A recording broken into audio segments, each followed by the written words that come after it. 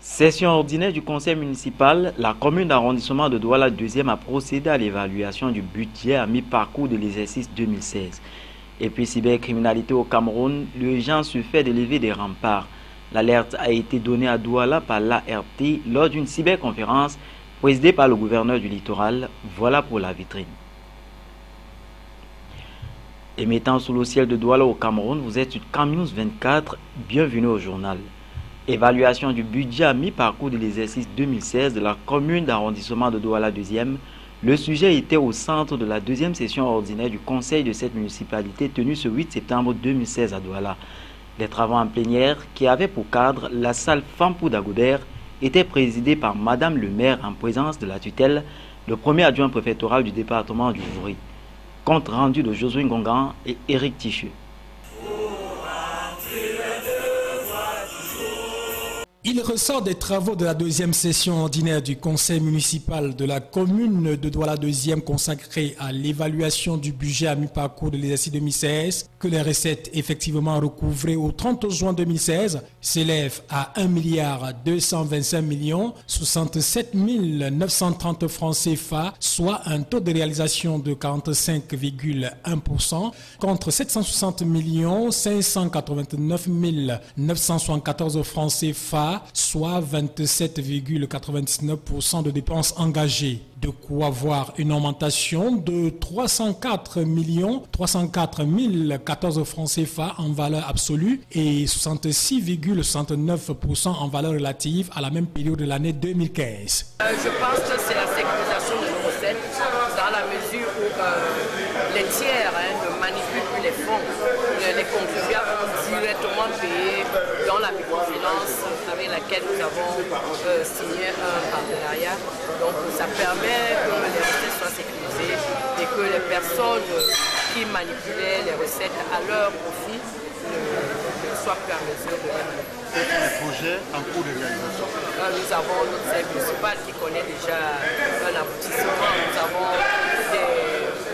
des routes à reprofiler qui bientôt vont connaître un bouclage, donc un début avec nos travaux. Nous avons un certain nombre de choses, c'est-à-dire des salles de classe à réhabiliter. Nous pensons que d'ici décembre, nous allons réaliser nos projets à près de 90%.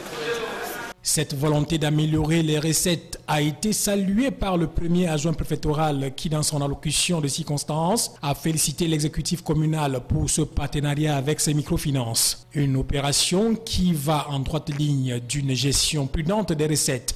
Avant de clôturer les travaux, le maire a non seulement félicité la jeune équipe de la cellule d'informatique qui a mis sur pied cet outil permettant à la mairie de sécuriser ses recouvrements, mais aussi les forces du maintien de l'ordre qui les accompagnent dans cette tâche. La cybercriminalité est une réalité au Cameroun. Pour freiner le pas à cette forme de délinquance, l'agence américaine de cybersécurité ATR a tenu une conférence à Douala sous la présidence de Samuel Dieudonné Ivara Diboa, gouverneur de la région du littoral. Cette association d'entreprises qui lutte contre les hackers a dévoilé le rôle qu'il compte jouer dans la protection des données tant des entreprises que des individus. Reportage.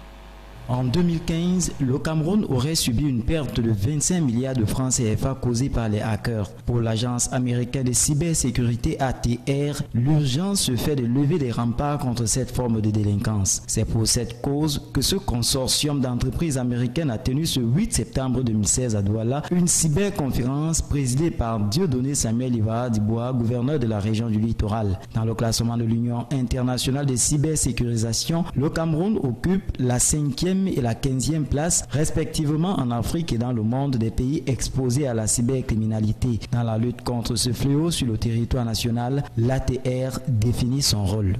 Le rôle de l'ATR se définit en deux termes bien précis.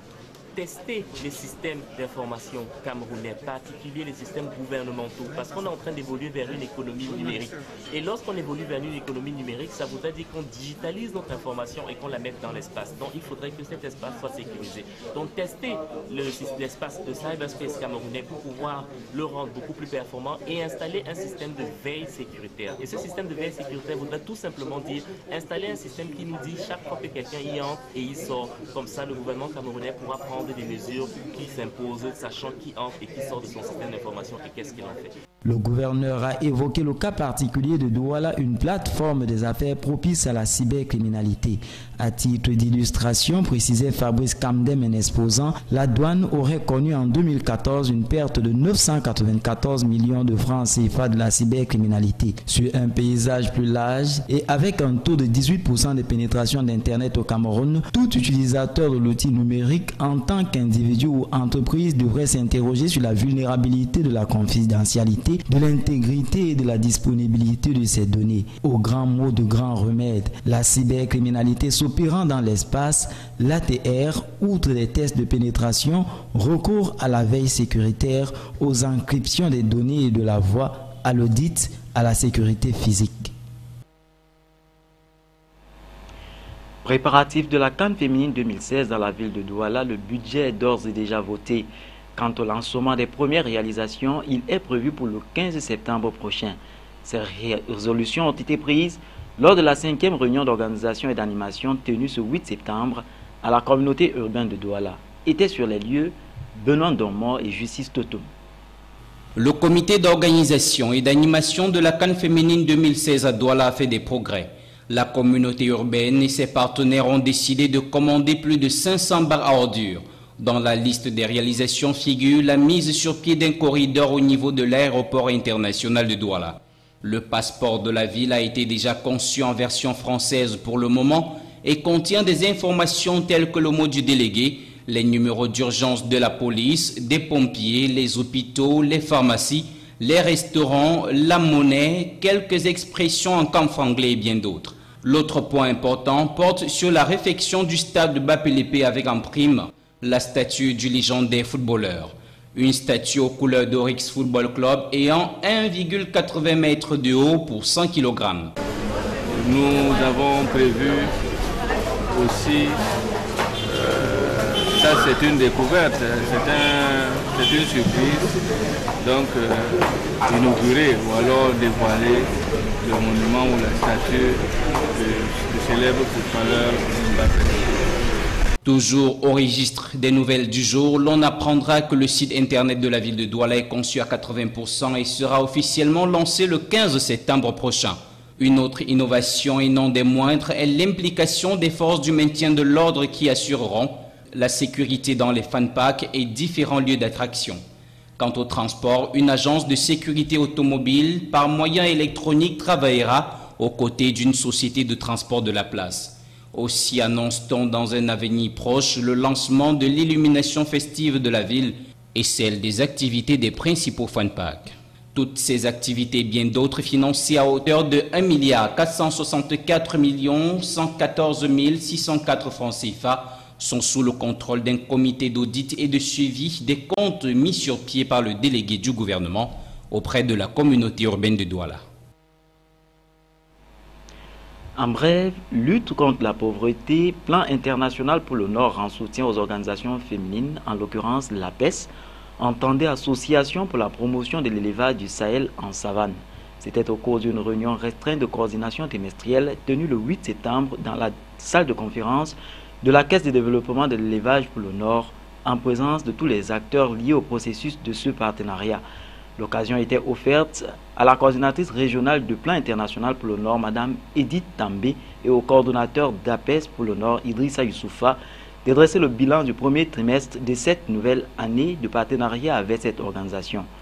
Nous en parlerons dans nos prochaines éditions. Dans le Nord-Ouest, la municipalité de Bamenda 2 a procédé le 7 septembre dernier à la distribution du paquet minimum aux responsables de 26 établissements primaires républiques de cette unité administrative.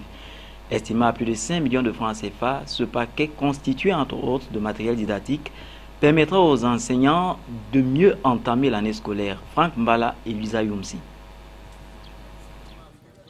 Le paquet minimum reçu par les responsables des établissements primaires publics de l'arrondissement de Bamenda 2 est essentiellement composé des cahiers de préparation des cours, des registres d'appel, des rames de papier, des stylos à billes, des règles graduées et des cartons de craie. Ce matériel didactique permettra aux établissements d'entamer sereinement l'année scolaire 2016-2017. Tellement ému parce que ce paquet minimum, c'est ce qu'il nous fallait depuis la rentrée et Monsieur le maire nous a donné aujourd'hui. Nous sommes très fiers et nous profitons pour dire merci à Madame le ministre de l'Éducation de base d'avoir toujours pensé aux enfants. L'exécutif communal de Bamenda 2 n'a pas manqué pour l'occasion de reconnaître les efforts fournis par le ministère de l'Éducation de base pour le déblocage à temps des fonds nécessaires à l'achat de ce matériel didactique. Merci au ministre de l'Éducation de base parce que cette année, le crédit est venu très tôt. J'ai eu le crédit vendredi et aujourd'hui, mercredi, oui, on a déjà distribué. Moi, je pense que c'est très bon. Aux bénéficiaires d'en faire bon usage. Restons dans le nord-ouest et toujours avec l'écho de la rentrée scolaire 2016-2017. Le secrétaire d'État à l'éducation de base est descendu à l'effet de s'assurer de l'effectivité de la reprise des cours dans deux localités du nord-ouest, à savoir Bamenda et Bengui. Benoît Ndong Soumet a en la circonstance loué les efforts de la communauté éducative pour l'amélioration de l'environnement scolaire des élèves. Franck Mbala était dans les lieux. Le secrétaire d'État à l'éducation de base est venu s'assurer de l'effectivité de la rentrée scolaire dans la région du Nord-Ouest. Benoît Ndong Soumet s'est rendu pour l'occasion dans les écoles primaires et maternelles des départements de la Mézam et de la Momo. Les enseignants des écoles visitées ont répondu à l'appel du 5 septembre dernier, date de la rentrée scolaire au Cameroun. Le fort taux de fréquentation dans les établissements scolaires de la région, la qualité des infrastructures, la disponibilité du personnel enseignant et du matériel didactique vont aussi retenir l'attention du secrétaire d'État à l'éducation de base. Nous avons tous constaté que la rentrée est effective. Des efforts sont faits par les enseignants pour commencer effectivement leur travail. Je constate aussi que par rapport à une visite que j'avais effectuée ici il y a environ 2 ou 3 ans, l'environnement scolaire a été amélioré dès la rentrée.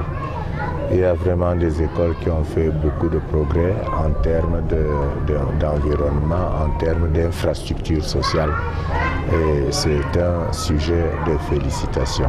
Le secrétaire d'État à l'éducation de base va, au sorti de cette visite de travail, saluer la mobilisation de la communauté éducative du Nord-Ouest en cette rentrée scolaire 2016-2017. Un rappel des titres, session ordinaire du conseil municipal, la commune d'arrondissement de Douala 2e a procédé à l'évaluation du budget à mi-parcours de l'exercice 2016. Et puis cybercriminalité au Cameroun, l'urgence se fait d'élever des remparts. L'alerte a été donnée à Douala par l'ART lors d'une cyberconférence présidée par le gouverneur du littoral. Voilà qui clôture cette édition. Merci mesdames et messieurs de faire confiance à CamNews 24. Au revoir.